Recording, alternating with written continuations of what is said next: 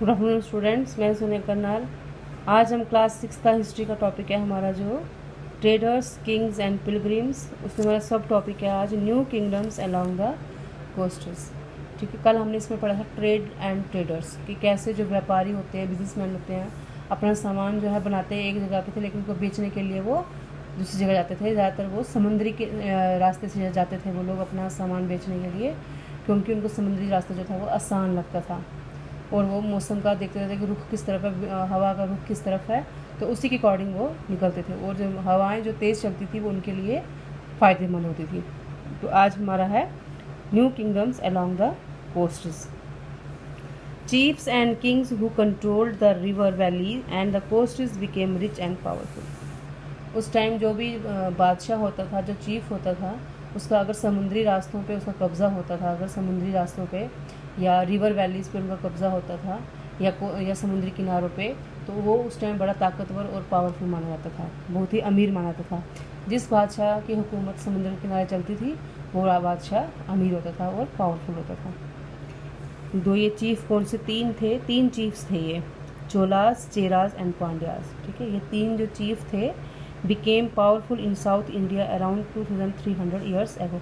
आज से 2300 साल पहले जो ये तीन चीफ थे, चोलास, चेराज एंड पांड्यास, इनकी जो है साउथ इंडिया में इनकी हुकूमत थी। क्यों? क्योंकि जो जितने भी समुद्र के किनारे थे या रिवर वैलीज थी, ये इनके कब्जे में थी।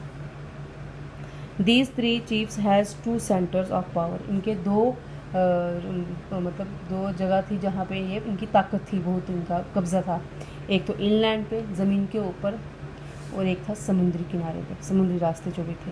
And one on the coast, और जो भी समुद्र के इलाके थे, जितने भी समुद्री इलाके थे और ज़मीन के इलाके जो थे वो इन तीन के अंडर थे, चोलास, चेराज एंड पांड्यास के। Of these 6 cities 2 were very important. इनके लिए दो जो शहर थे वो बहुत ही ज़रूरी थे।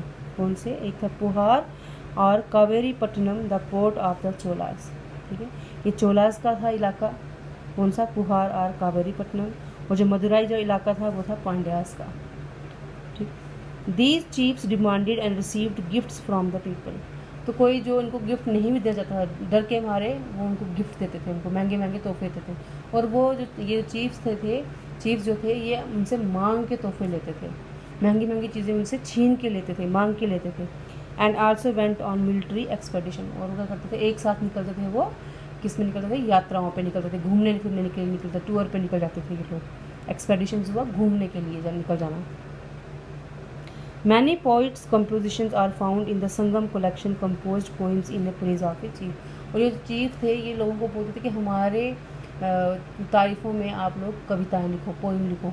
तो एक संगम लिटरेचर है, उसमें जो ये तीन चीफ्स जो हैं उनके बारे में उनकी तारीफ़ें लिखी गई हैं। तो लोगों से डर के मारे उनकी तारीफ़ें करते थे।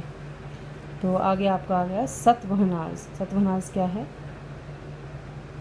Around 200 years later, a dynasty known as the Satavahanas became powerful in western India. आज से 200 साल पहले एक डायनेस्टी आई थी, एक कबीला आया था, लोगों का ग्रुप आया था जिसे हम कहते हैं सतवहनास। वो बहुत ही पावरफुल हुआ था। ठीक है, किस कहाँ पे? वेस्टर्न इंडिया में वो बहुत ही ताकतवर था, उसके पास बहुत ही पावर थी। The most important ruler of the Satavahanas was Gautami putra Shri Satakarni. जो उनका बादशाह था उसका नाम था गौतमी पुत्र श्री सतकर्णी था, रूलर था वो। कहाँ का? सतवहनास का। Satavahanas ruler were known as lords of the Dakshini patha, literally the route leading to the south. ठीक है, जो उसको भगवान माना जाता था।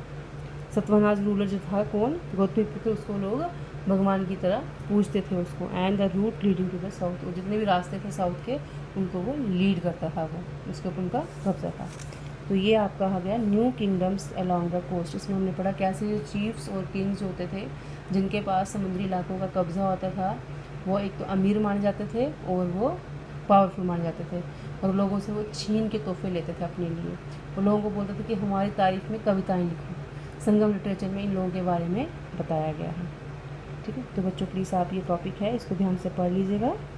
Thank you.